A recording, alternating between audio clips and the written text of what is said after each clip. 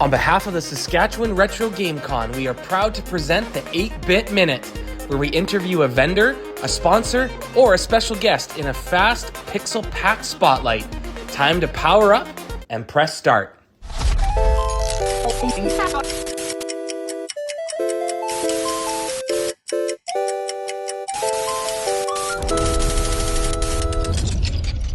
Hey everyone, this is Jared from the Saskatchewan Retro GameCon, and welcome back to the 8-Bit Minute.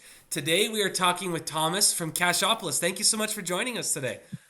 Thanks for having me. This is awesome. I can't wait for the convention this year. This is gonna be great. Well, we're so excited to have you back. And again, just thank you so much for being such a huge sponsor with us. It just means a lot to us, and it allows us to do some cool things. So just a big thank you to you and your crew. Can you start with telling me a bit about yourself? So I'm 40. I've been with Cashopolis since 2017. That's kind of when I partnered in with the original founder, Ryan. He started it all the way back in 2002. So yeah, I was lucky. I kind of worked earlier on in the store when he first opened it when I was younger. And then, yeah, he provided me that opportunity to partner in later. So yeah, I came in about 2017. I have a couple kids. I'm a girl dad, so I live the girl dad lifestyle. I try to play video games when I can fit it in as best I can. I mean, I definitely played games a lot more when I was younger, and now I try to fit it in when I can. When I know I have that nice dedicated downtime day, I usually try to get a video game play in. Other than that, I collect Lego. That's kind of my next newest big thing that I've been starting to do. Just a lot of the car sets from Technics is kind of what I've been focusing on. Because I mean, if you say you collect Lego, you have to kind of pick your niche. Otherwise, I mean, you'll go broke in about 2 seconds. And then other than that, I spend my time coaching cheerleading, which I've been a part of that sport for about 25 years now. Yeah, so I still do a little bit of that on the side.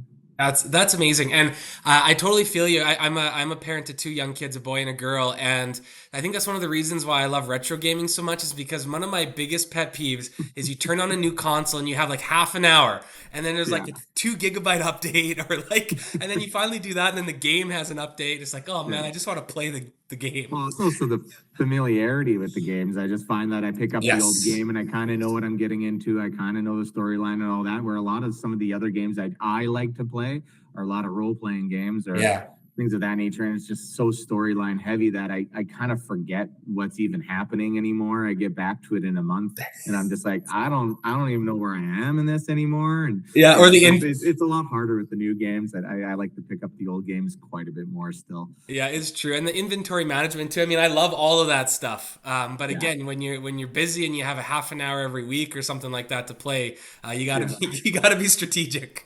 100%. Yeah. So can you tell me a little bit about what got you into this kind of work? Yeah, I mean, originally when I was growing up, I said I worked at Cashopolis and had that kind of retail experience with the secondhand stuff. And then I was going through my schooling, and I always kind of had in mind that business was something that I was always interested in, and entrepreneurship.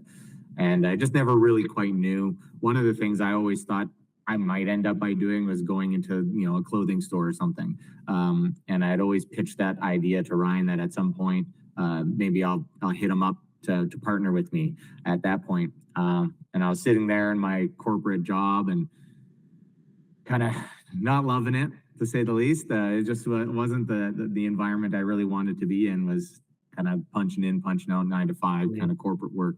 And that's when he gave me the call, and I just couldn't refuse. So I think at the end of the day, the inspiration to kind of make that leap was more or less the grind I was in versus the thing that I've always aspired to want is that my own business kind of thing, or being part of something that is a little smaller, a little bit more grassroots, you can say. Yeah, that's fair. And I mean, and I can kind of empathize with this game con is like when it's something that you love, it's not so much about 9 to 5, right? It's like you're doing it on your time off. It's how you relax because it's something that you just enjoy so much, and to be able to share that with people. So it's really great. And that's the thing. I feel like I work all the time, but also I tend to really like it. And so I've almost like replaced some of my hobbies with work, which is, I don't know, you can say that's unhealthy. I don't know. but I find it fun, so I find it enjoyable still to kind of do that, and that's just I guess a new hobby unlocked is business and work. I actually really like it and enjoy it. That's awesome. And is there something that you're most proud of, either with Cashopolis or something else that you've done in the business world that you'd like to share?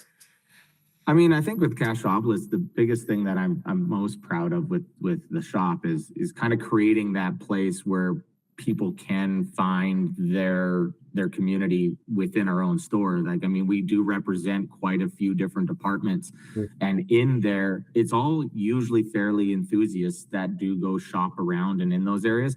And there's not a lot of shops that kind of bring all those different kinds of communities together. You have your video game community, you have your music community, you have your toy collecting community, you have your home audio enthusiasts, all of that kind of in one spot. And I'm pretty proud that we actually have that kind of level of good quality stuff coming through the door. And I mean, that bodes well for kind of what we're doing. And I think it's great that we've been able to help build a lot of people's collections, but also help offload a lot of people's collections too, and kind of keep that love for those departments alive. Love for those things alive. And some people, they'll leave for a little bit, come back into that community, come to our shop, find some awesome stuff, and bring it back home, and then start getting involved again. So Nice. And yeah, for those listening, if you haven't gone to Cashopolis, I mean, I highly suggest that you need to do it. They have a store in Regina and Saskatoon, and when you walk in there, it just feels like home. It's like everything that you want to see. It's got games and toys and all this different cool stuff. I know I found lots of treasures there as well, and yeah, it's just a really cool thing to have in our community. So just kudos to you, Thomas, and to the whole team thank you at so both much. those stores. It's really always cool to go in there. But I got to ask this question. So I know at the convention, when we have all these awesome vendors coming, I have to restrain myself because it's like, Yeah. okay, the people that are coming should have first dibs. However, there's that one game that I want. Is there like a holy grail item for you, or is there something that it comes into the store you either have to purchase right away or you have to like hold yourself back because that's what you want so bad? Again, a lot of that right now is seemingly Lego. So, Okay. I've always kept my eyes out for that. I'll pop into the store. I'll always do my little rounds in the back. We do have like a holding period. So when we buy stuff, we have to hold on to it for a period of time. Okay. And so as a staff member, we always will kind of pre-shop the shop before anyone kind of sees it. So you'll see us kind of roaming around the back. We'll look and see, oh, what did we buy the day before? It's like, oh, what's coming through? What's the new item? And so I'll always kind of try to keep my eyes peeled for that Lego box just to try to see. Other than that, the other thing I always keep my eye on close is to see what kind of collections are coming through. Because again, I love buying something in a big lot. I like seeing when someone's able to look at their collection and say, I've done it, I've had it, I feel complete, and now it's time to pass it on to someone else that will enjoy just as much as I did. And I love being able to kind of facilitate that for someone Yeah. and see those nice big collections come in all at once. It kind of relieves that person from the pressures of having to slowly part it out bit by bit to this person to that person, and kind of also maybe just be left with the stuff that is kind of the most undesirable aspects of their collection potentially. Because I mean, let's be honest, video games has a lot of filler, and when you're collecting, you don't feel like it's complete unless you also have the filler. So Yeah, 100%. people try to collect for the completion of it, and so you tend to come sometimes get the sports champions of the PS3 collection where it was given away for free, but you still got to have it because it's to complete the collection. So it's nice to be able to kind of get it all in one lot. Alleviate that person from that too. So I love seeing when big collections come through. Yeah, that's great. And I think a cool thing too is, I mean, for someone who maybe is collecting a niche, like so for me it's mainly Super Nintendo, but maybe I have other pieces like Street Shark toys or like something that I know nothing about, I don't really care about, but hey, if I can trade this in, I can get some extra games that I care about. I'm sure you see a lot of that too, is people kind of picking and choosing what they don't want so they can add to their collection from your store. So that's a really cool thing too. 100%. Yeah, exactly. That's bang on.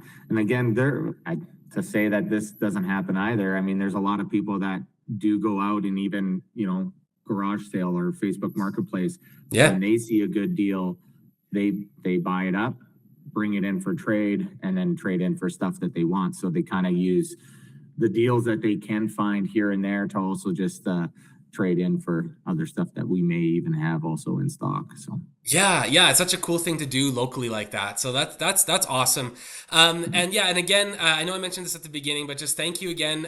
So for those listening, Cashopolis did sponsor us our first year, and it was one of our first sponsors that we had when we were really just seeing if we could make this thing a go. And so, to hit us, Thomas, at that grassroots level, it really gave us the confidence to keep going, and I just can't thank you enough for that. And again, to sponsor us this year is a huge thing for us. So yeah, so no, thank you. we've always wanted to do or have conventions like this, especially in niches that we support. And, sometimes we're just open 7 days a week and we don't have our own manpower to kind of devote to creating these kinds of things. Because, Yeah, like yourself, I did run a cheerleading competition a long time ago, and I understand just some event producing, and it takes a lot of man hours to put in yeah, to actually get all this stuff organized and built out. And now you're doing tons of social media content, and I mean that's the way of the future, and yeah, that's even more time consuming than I ever even had to get involved in. And it's one of those things we couldn't bite off ourselves, but we knew that when we saw the opportunities of people trying to start these types of events, that we were definitely wanting to be the company that would go out and help the best we can. And sometimes that's dollars and cents, and sponsorships is kind of the best way of helping. Super pumped to always be a sponsor of this event, and we find it super beneficial for the community. that's awesome. And yeah, it's such a huge thing. And you're also a vendor there too. So I mean, for those listening, you'll be able to get some of those hopefully some of those holy grail items from the gaming and other toys and things that they're bringing too. So yeah, it'll be great to see you in September again. And as this is a RetroCon, we do have some gaming questions for you. So I'd love to hear your gaming history. So where did it kind of all start for you, or what's kind of your favorite memories?